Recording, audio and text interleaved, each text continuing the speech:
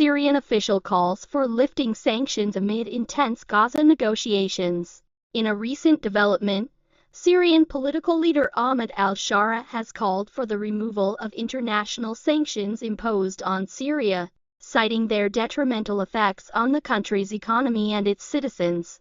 Meanwhile, diplomatic efforts are intensifying to broker a deal in Gaza as tensions remain high. Al-Sharaa advocates for sanctions relief. During a televised address, Al-Sharaa emphasized the importance of lifting the sanctions to facilitate Syria's recovery from years of conflict and economic hardship.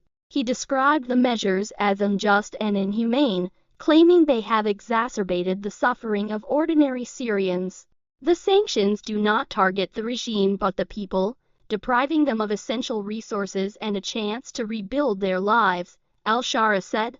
He urged international bodies to reconsider these punitive actions, pointing to their impact on Syria's infrastructure, healthcare, and economy. Parallel focus on Gaza. While Syria's call for sanctions relief dominates regional headlines, attention is also focused on the escalating situation in Gaza.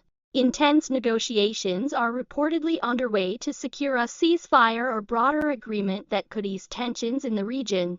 Diplomatic sources have revealed that multiple intermediaries, including regional powers and international organizations, are working tirelessly to mediate between the conflicting parties. These efforts aim to halt the violence and address humanitarian concerns in the blockaded territory, a region in turmoil. The concurrent crises in Syria and Gaza highlight the broader challenges facing the Middle East.